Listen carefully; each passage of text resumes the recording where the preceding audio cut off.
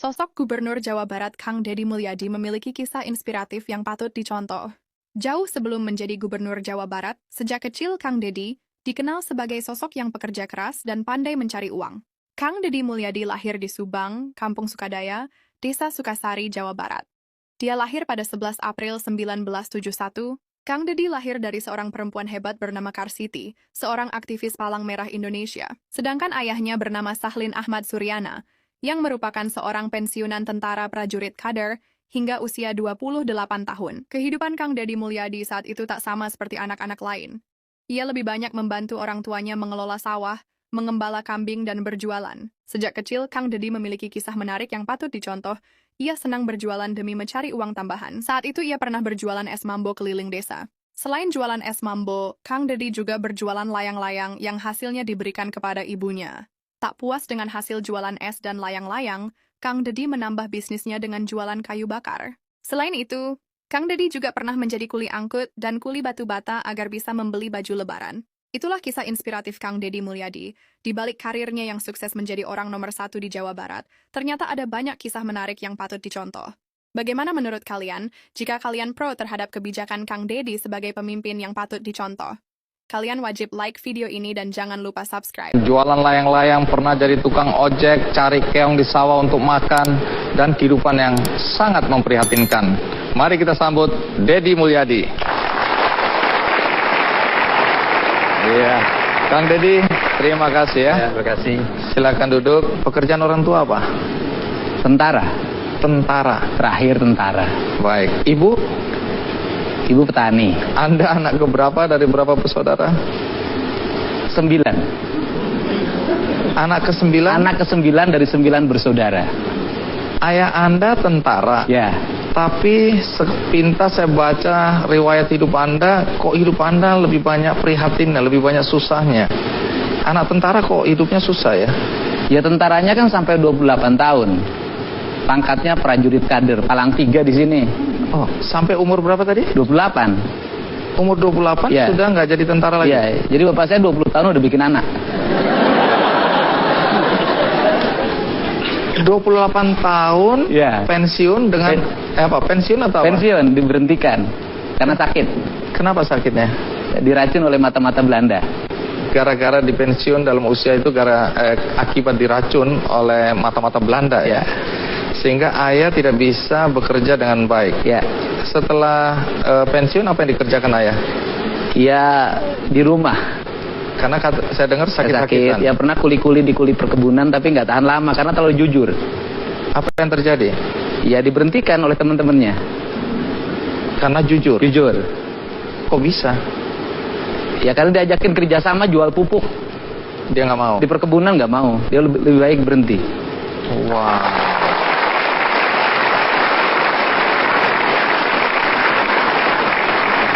Setelah itu siapa yang mencari nafkah? Iya dari sawah. Ibu saya yang sering ke sawah. Sebagai apa? Iya kadang-kadang kulit tandur. Jadi ibu menjadi tulang tandur, kadang-kadang nyangkul. Sebagai tulang punggung keluarga. Seberapa susahnya sih hidup Anda waktu kecil dulu? Kalau tanggal muda itu baru dapat ikan asin. Kalau sudah mulai tanggal 5 ke sana, garam, dikasih bawang, disimpan di keler. Keler itu apa ya? Tempat itu makanan yang dari beling itu, dari kaca. Jadi makan nasi, kalau di atas tanggal 5, lauknya garam, bawang. Pakai bawang segitu aja. Dibagi 9. Dibagi 9 anak? Ya, makanya badannya kurus. Kok bisa hidup Anda ya? Saya juga aneh. Nah, saya dengar untuk menambah lauk Anda cari keong. Ya, kan kalau malam-malam ibu saya suka ngajakin cari belalang. Belalang untuk apa? Dimakan. Belalang dimakan ya? Iya. Ini belalang sawah ini ya? Iya. Nah, soal jualan es mambu nanti saya tanyakan, tapi sampai umur berapa Anda masih harus juga membantu orang tua untuk menambah lauk pauk gitu? Karena saya dengar Anda juga bekerja ya? Ya itu sampai SMA. Sampai SMA? Iya. Baik, sebelum kita lanjutkan ya, karena menarik untuk tahu Anda jual es mambo dulu, kenapa jual es mambo, jual layang-layang ya, macam-macam, termasuk Anda juga ada urusan dengan batu bata ya. Ya, Jadi untuk sukses mungkin ada urusan dengan batu bata juga kita ya. Nanti ada cerita, tapi sekarang jadi Anda pernah jadi tukang ojek. ya. Di daerah mana itu? Di Kampung Sukadaya, Desa Sukasari, Subang. Berapa penghasilan tukang ojek sehari? 2.000. Jadi kenapa Anda sampai harus jadi tukang ojek? Ya nambahin buat biaya sekolah. Cari rumput. Itu Ya. juga untuk pakan ternak. Untuk kambing, saya kan waktu sejak kelas 1 SD punya kambing. Menarik. Domba lah kalau di Subang. Soal jualan es mambo dan lain-lain itu kenapa ya? Ya es bambu itu kan saya pengen makan es kayak orang, tapi nggak punya duit. Terus? Ya akhirnya gimana caranya punya bisa makan es? Cita-citanya cuma makan es. Ya ngambillah dari Mang Rojak, tetangga. Oh, masih kenal Mang Rojak ya? Oh masih Haji Rojak. Oh, terus? Nah kemudian dapat 50 kan satu kali tempatnya itu 50 itu dapat pelingnya 5 lebihnya itu untuk boleh dimakan. Nah saya malah ketika dagang itu malah nggak makan karena sayang diuangin semuanya. Oh.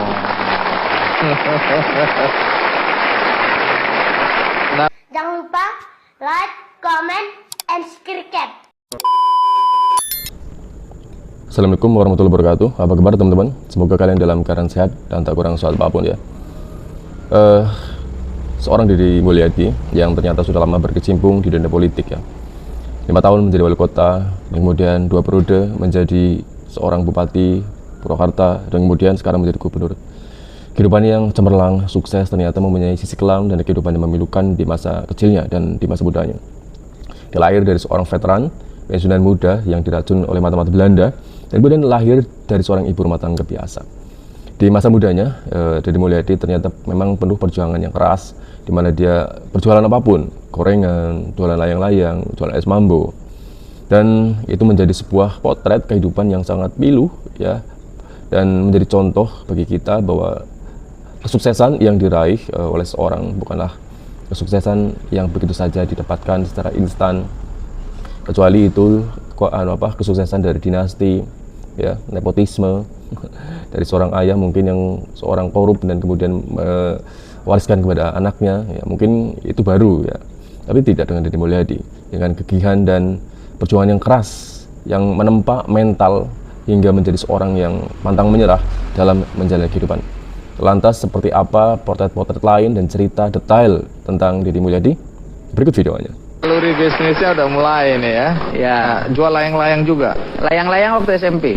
SMP jual SMP layang-layang. saya lihat orang main layang-layang, saya pengen main layang-layang tapi nggak beli. Ya coba kita jualin pinjem uang orang. Kemudian akhirnya ketika sudah beli sayang juga kalau dipakai main layang-layang. Jual lagi. Jual lagi. Apa urusannya kambing, cincin, dan Ya. Orang-orang kan pada punya kambing tuh. Iya. Oh saya kok nggak punya, gitu kan? Saya pengen juga kayak orang gembala kambing, gembala domba. Kata bapak saya, duitnya dari mana? Punya nih cincin, jual. Nah, waktu itu akhirnya dijual, harganya Rp7.500. bisa beli kambing. Beli. Tapi gara-gara itu saya dengar keluarga mulai beternak dan Ya, domba saya- menyelamatkan Iya. keluarga Anda. Ya saya sama kakak saya yang kedua paling gede namanya Kang Ade. Sama ibu saya yang tukang nyabit rumput. Ya saya tukang ngembala. Dan dari situ beranak dua jadi 40. Oke, domba menyelamatkan keluarga Anda karena saya dengar sekolah apa segala macam dibiayai dari Iya, ternak domba dari itu situ, tadi ya. iya. Jual bata itu bagaimana ceritanya? Ya bukan jual. Jadi gini Apa? kan kalau kita suka pengen punya duit juga. Kalau buat hari raya Lebaran kan buat beli baju baru. Iya. Nah itu saya suka kuli mikul. Kuli mikul. Mikul bata itu kan ngangkutnya jauh tuh hampir 5 km dari hutan kan, dibawa ke kampung dibakar. Satunya dibayar seperak. Saya bisa bawa 10 biji, 10 perak. Umur berapa itu? Ya SD lah kelas 4. Orang tua tahu ini. Tahu. Nah kemudian uangnya disimpan-simpan. Pekerjaan Anda sekarang apa? Jadi bupati.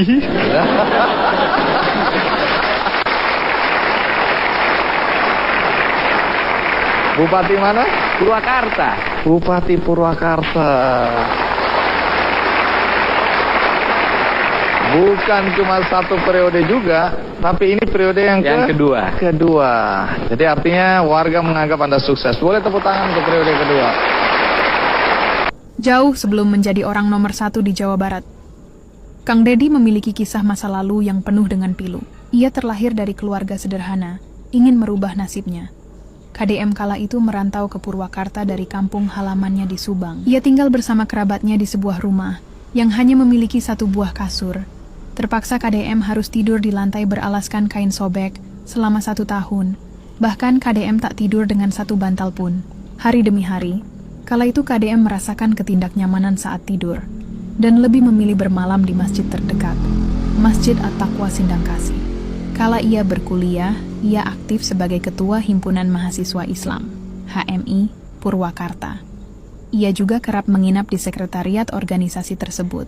Untuk mengganjal perut, ia suka membeli mie instan di tukang mie dekat sekretariat itu. Dedi bahkan tak jarang harus berutang ke sang penjual mie. Dedi tak tahan menanggung malu akibat harus berutang, dan akhirnya memilih untuk tak makan selama berhari-hari. Ia hanya melepas dahaganya dengan minum air keran. Dari kisah KDM ini, kita bisa mengambil hikmah yang sangat berharga.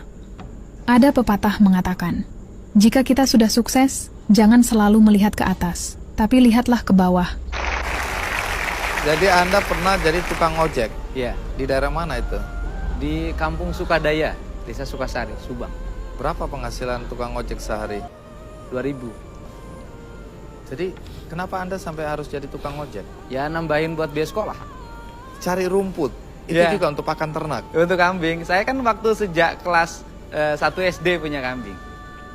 Menarik. Domba lah kalau di Subang. Soal jualan es mampu dan lain-lain itu kenapa ya? Ya es bambu itu kan saya pengen makan es kayak orang, tapi nggak punya duit. Terus?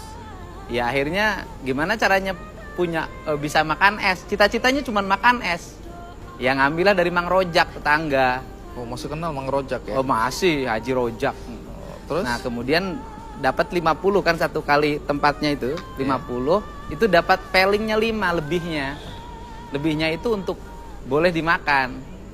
Nah saya malah ketika dagang itu malah nggak makan karena sayang diuangin semuanya.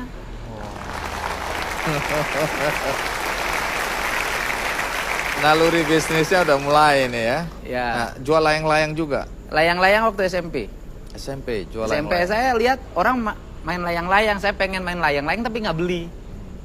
Ya coba kita jualin pinjem uang orang. Kemudian akhirnya ketika sudah beli sayang juga kalau dipakai main layang-layang. Jual lagi. Jual lagi. Apa urusannya kambing, cincin dan Ya. Orang-orang kan pada punya kambing tuh. Iya. Kok saya kok nggak punya gitu kan. Saya pengen juga kayak orang gembala kambing, gembala domba. Kata bapak saya duitnya dari mana? Punya nih cincin jual. Nah waktu itu akhirnya dijual harganya Rp7.500. bisa beli kambing. Beli. Tapi gara-gara itu saya dengar keluarga mulai beternak dan Ya, domba saya- menyelamatkan Iya. keluarga Anda Ya ya. saya sama kakak saya yang kedua paling gede namanya Kang Ade. Sama ibu saya yang tukang nyabit rumput. Ya saya tukang ngembala. Dan dari situ beranak 2 jadi 40. Oke, domba menyelamatkan keluarga Anda karena saya dengar sekolah apa segala macam dibiayai dari Iya, ternak domba dari itu tadi situ, ya. iya. Jual bata itu bagaimana ceritanya? Ya bukan jual. Jadi gini Apa? kan kalau kita suka pengen punya duit juga. Kalau buat hari raya lebaran kan buat beli baju baru. Iya. Nah itu saya suka kuli mikul. Kuli mikul. Mikul bata itu kan ngangkutnya jauh tuh hampir 5 km dari hutan kan, dibawa ke kampung dibakar. Satunya dibayar seperak. Saya bisa bawa 10 biji, 10 perak. Umur berapa itu? Ya SD lah kelas 4. Orang tua tahu ini. Tahu. Nah kemudian uangnya disimpan-simpan. Pekerjaan Anda sekarang apa? Jadi bupati.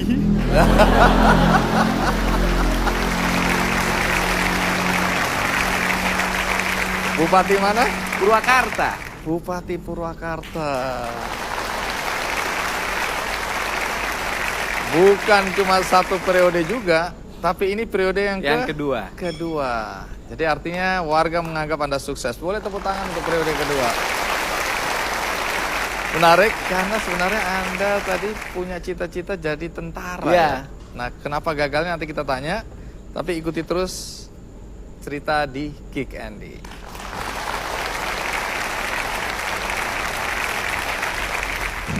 dari saya nggak dikasih tempat tidur karena cuma satu dia punya.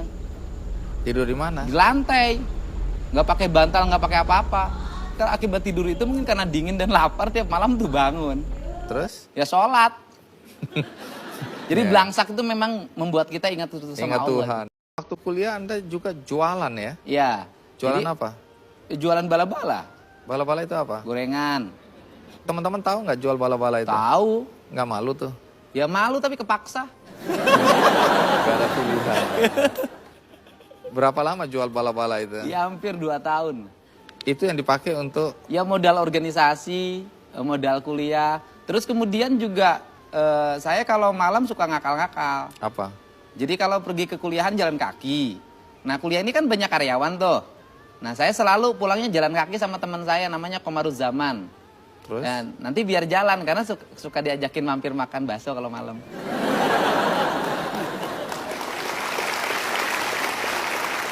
Itu strategi untuk bertahan hidup. Iyalah, Dan- gimana caranya hidup gratis gitu loh. Oke. Tapi memang di masa kuliah saya dengar Anda aktif ya di organisasi Iya, ya. aktif. Organisasi apa aja yang pernah diikuti? Ya HMI dan Senat Mahasiswa aja. Aktif banget ya. Iya, ya kan ikut mendirikan di Purwakarta karena belum ada waktu itu. Pernah jadi apa? Ketua cabang. Ketua cabang. Ya. Baik. Nah, dilihat dari perjalanan yang berliku-liku, yang jadi pertanyaan kemudian adalah bagaimana Anda kok bisa jadi bupati? Nanti dijawab. Oh iya. Sebelum kita lanjutkan, ada baiknya kita ikuti dulu kisah tentang Deddy Mulyadi yang jadi bupati. Ini dia liputannya.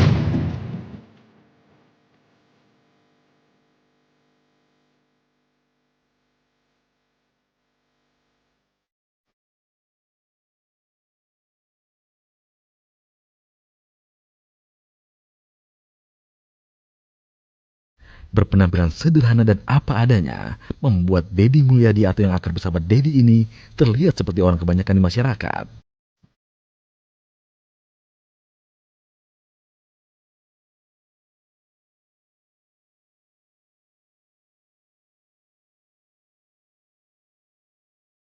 Namun siapa sangka, pria berusia 44 tahun ini ternyata adalah seorang bupati. Deddy adalah seorang bupati atau kepala daerah yang sudah 2 periode memimpin Kabupaten Purwakarta, Jawa Barat.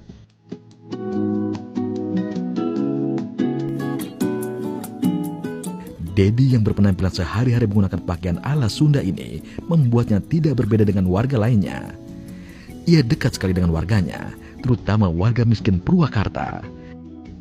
Hal ini ia lakukan karena sebelum menjabat sebagai bupati, Deddy pun pernah mengalami hidup susah. Ia tergolong berasal dari keluarga miskin.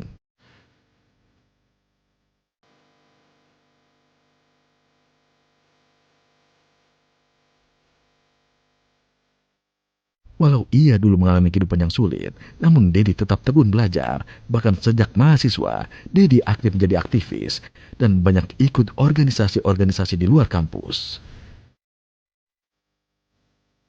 Saat ini, Deddy bekerja melayani masyarakat dengan kesederhanaannya. Caranya yang unik banyak memikat hati warga masyarakat Purwakarta.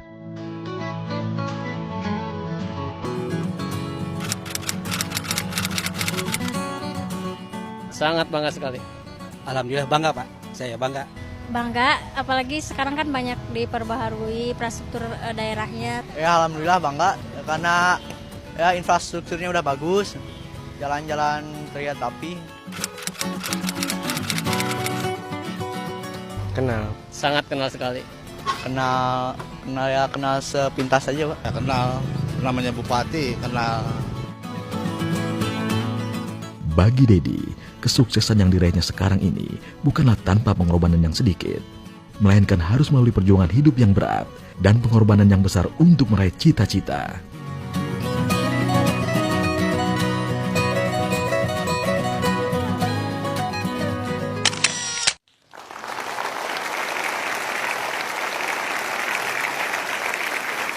Sejak kecil sampai dewasa hidup dalam keprihatinan membuat Deddy tidak membayangkan bisa menjadi orang nomor 1 di Kabupaten Purwakarta.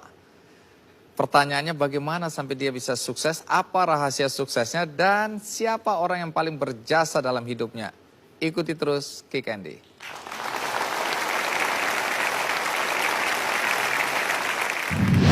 Di hati saya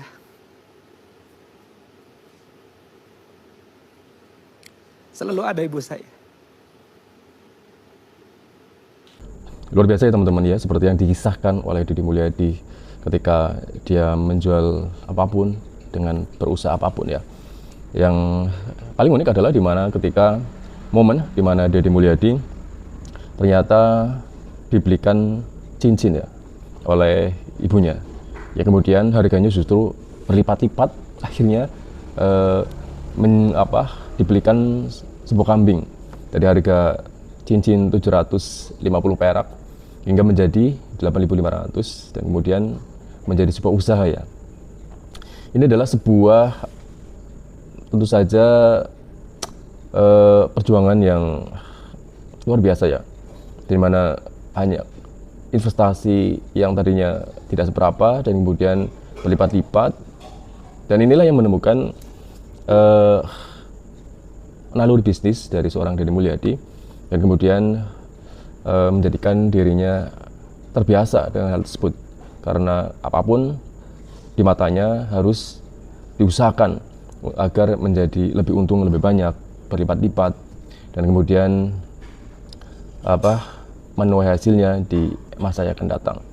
Dan hasilnya ya seperti apa yang kita ketahui ya, untuk hal-hal yang positif ya, dimana apapun jerih payahnya untuk orang-orang yang membutuhkan. Dan ternyata di masa kecilnya pun Deddy Mulyadi memang sangat hal makan pun ya sampai sangat susah ya, dimana orang tuanya memiliki anak yang banyak dan kemudian ibunya hanya kadang-kadang melihat anak-anaknya makan, tetapi Deddy Mulyadi dan teman-temannya yang menikmati, dan dia sempat bertanya kenapa ibunya nggak makan ya. Ternyata itu demi anak-anaknya agar anaknya tumbuh kembang dengan baik.